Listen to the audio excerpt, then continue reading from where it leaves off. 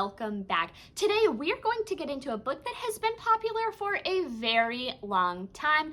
I have just now finally given it a try. So today we're going to get into Where the Crawdads Sing by Delia Owens. I hope that I'm pronouncing that right. I'm not confident that I am, but this book has been very popular on social media for quite a while. So popular that it actually became a movie and then was even more popular.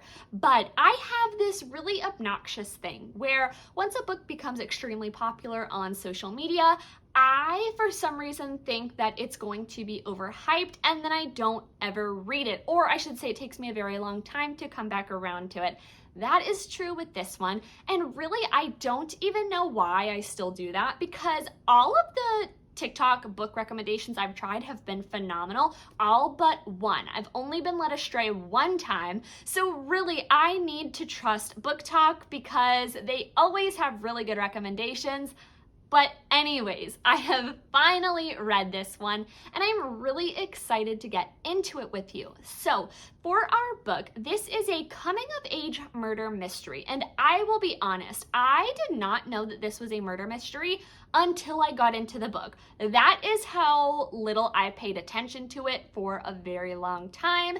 And this book, I had assumed that I knew it was something about a marsh, but I assumed that this book was going to take place like in the Louisiana Bayou, something like that. This book actually takes place in Barkley Cove, North Carolina, but like I said, it is not the mountainous and lush North Carolina that you're thinking. It is marshland in North Carolina, so it is very similar to the Bayou in Louisiana, but it's not quite there. So our main character for this book is Kaya. And I should add a disclaimer just in case I pronounce it incorrectly. When I read the book, I thought her name was Kia. So if I say Kia, please forgive me. It's Kaya. So we get to know Kaya. And Kaya lives with her parents and a couple of her siblings in the swamp in a shack, pretty much.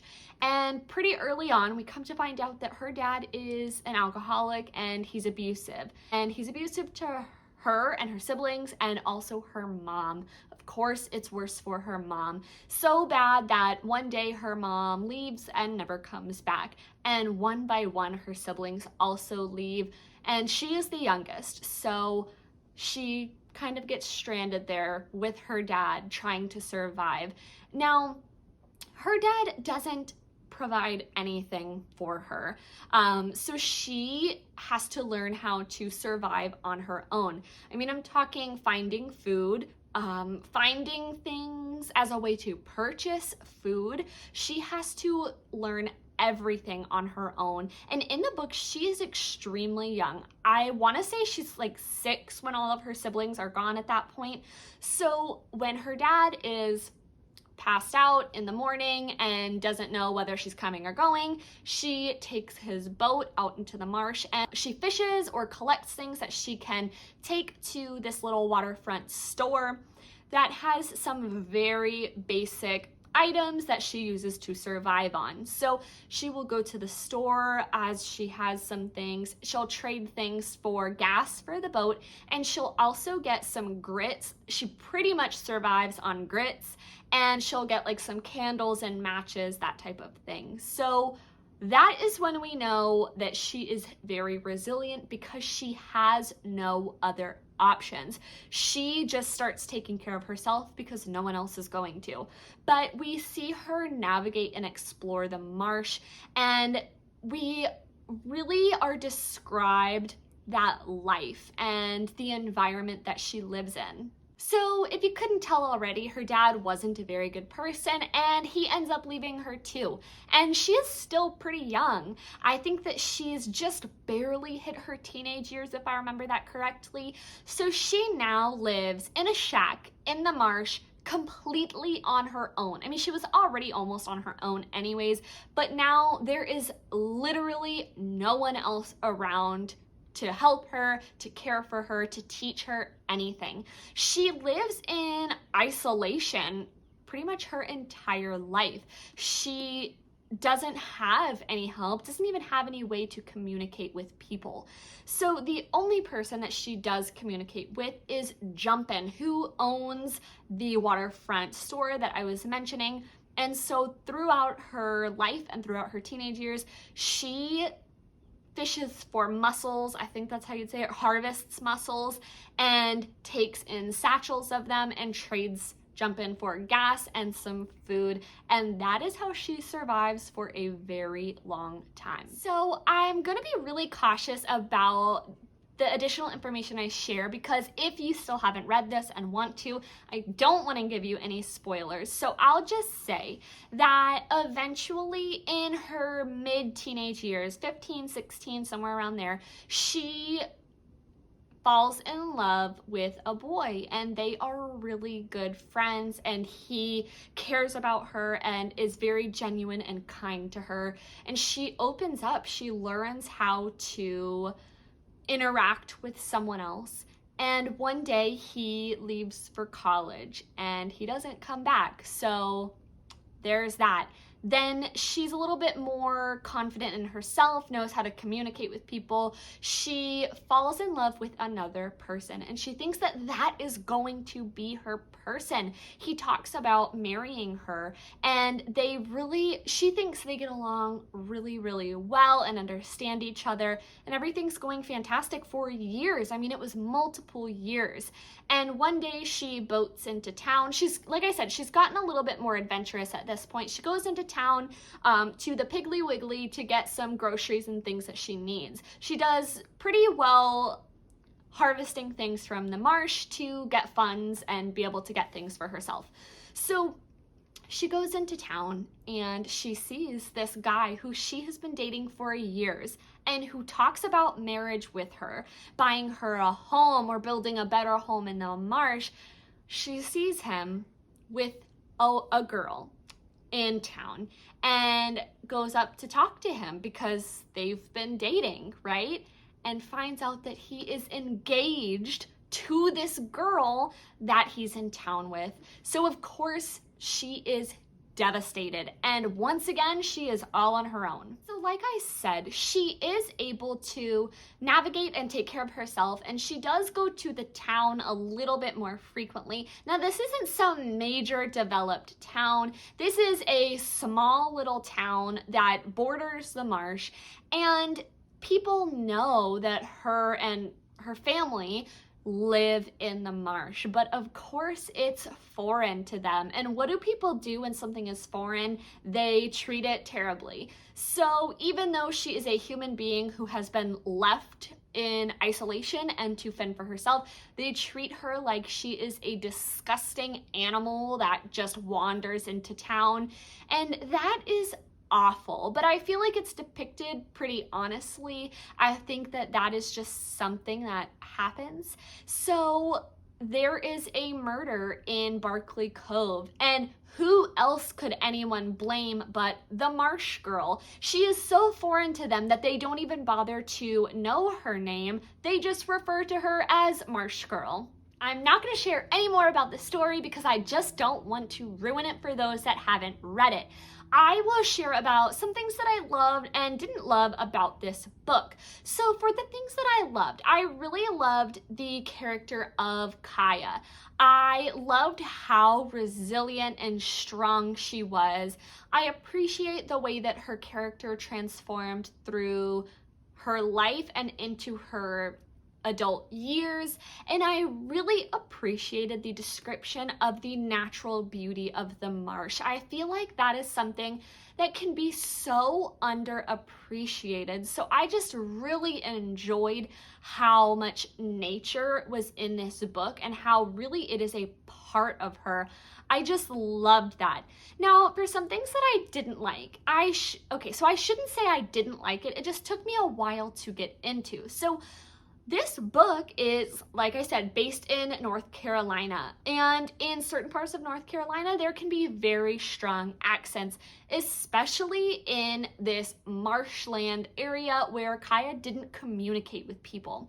So The author uses slang and writes in a way that kind of lets you know Kaya has an accent, which I understand. I do think that it helps you to really understand where her communication levels are at, but it was so hard to read at first. I felt like I had to really slow down and reread some of the words because I couldn't understand what this random bunch of letters meant. I did catch on, and really it's not that bad. I just don't think that I was expecting it, and it was a little bit hard to read at first, but like I said, it is necessary for the character because I feel like it helps paint that picture of where her communication is at. So that was just something. I can't say I didn't like it. It just took me a little bit to get into. For something else that I did like, I didn't want to forget to mention, there were actually, in this copy that I have, there were some recipes in the back of the book, and I loved that. I'll try and share some pictures up on the screen for you, but there were some really good Southern soul food type of recipes in the back of the book, which I loved. And I think it was super important for this book because Kaya shares in the book we learn about her journey trying to figure out how to cook for herself. And it is some very Southern or interesting recipes, and there are some versions of that in the back of this book, so that was very cool. So I'll add that to my love list. Something else that was really cool about this book was that it was actually Delia Owens' first book. So her first book became famous all over social media and became a movie. Can you just imagine that feeling for your first published book to become that popular? Congratulations to her. It has been such a hit. And I just wanted to share that as a fun fact. And then something else actually was, like I said, in the back of my version of the book, there's actually a conversation with Delia Owens section, and there are questions and she provides answers to that, which is really, really cool. I love when authors give us some more information about how they came up with certain ideas or what certain things mean. So for example, this one says, what is your debut novel, Where the Crawdads Sing, about? In the novel, the North Carolina coastal marsh is itself almost a character. What made you choose this setting? Tell us a little bit about the main character, Kaya Clark. I mean, there are just such good questions. There are pages and pages about why the author did certain things, or this one I just saw is so good. Do crawdads really sing? This was an important part of the book, so I love that there's an answer to that question. So definitely check this out if you haven't already. I really love that this version has so much extra stuff in it, so look for that if you can. I got it on Amazon, so that should hopefully still be there if you want it. And so like I have mentioned, this book did become a movie. Funny enough, I did go watch the movie in the same week I finished the book. My mom actually wanted to read the book together and go see the movie, so that is what we did. Now, I think every single person who enjoys books knows that the book is always better than the movie. And I will say that that is the same for this. So I did really enjoy the movie. The difference was that the movie was paced in a different way, and I can't say that that's a bad thing.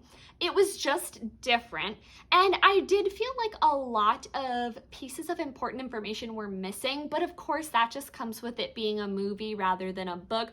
There were certain points in the movie where I felt like people watching the movie who didn't read the book are missing so much background as to what was occurring and the emotion behind it. And realistically, I felt like certain pieces of the movie would have been really confusing if I didn't read the book. So I am really interested. If any of you watching have only watched the movie and not read the book, please let me know if you were confused at any points, because I just felt like some really important background details were missing, and I much preferred the plot pace in the book over the movie. I didn't quite understand why they did it the way they did in the movie. Maybe it's better and makes more sense if you haven't read the book. Not really sure. But since I did read it and watch the movie all in one week, I figured it would be a perfect time to compare the two for you. For the pieces of this book, I really enjoyed the characters and the setting. Now, there was something that I felt like I wish would have been a little bit different, and that is I felt like some of the pieces of this book were too rushed or just skipped forward too fast, and pieces that I wish had more information but didn't. So there were just some things that I wish I would have had a little bit more of and a little bit less of, but other than that, I did really enjoy this book. It was suspenseful. I loved Kaya's character. I feel like she just teaches so many really good lessons in her life and in her resiliency and the way that she just does what she needs to for herself. There are good lessons to be taken from that. So I'm gonna give this an overall score of 4. I really enjoyed it, but it was missing just a few things from me, or I just at points felt like it skipped way too far ahead for my liking. Like the development of relationships between the characters went from 0 to 100, and I didn't really love that, but it was still a fantastic book overall. I would highly recommend it to anyone who loves a good coming of age story, a good murder mystery, combination of the two. I think pretty much anyone will enjoy this book. Might not be everyone's favorite, but it can definitely be enjoyed by the majority of people. So excited to see if Delia Owens comes out with any other books. With the success of this one, I am super hopeful and would love to read another book by her. I guess we'll find out. If any of you have heard me rumblings of her coming out with another book, please let me know, because I don't think I've seen anything or predictions of anything else coming from her. But if you have, please let me know, because I would be really interested in that. Thank you all so much for listening to the review and for hanging out with me. If you have not read the book, or if you're not interested in books, definitely check out the movie. You may enjoy that. It was a really good movie. I just prefer the book. And of course, I have all of my usual links down below. Please connect with me on TikTok. I did create that a few weeks ago, and I have been loving posting there. You can find me at Kaylee's Book Club on there. And I also have a link to Goodreads and to Book of the Month Club. Book of the Month Club, you can sign up for a discounted price, and you will get a monthly pick of a hardcover book. Fantastic. I love it. It is so much fun. There will be a review coming for my September pick soon, so be on the lookout for that. And at Goodreads, you can see some reviews that I post that don't make it on my YouTube channel. So again, thank you all so much. I'll see you in the next one. Bye.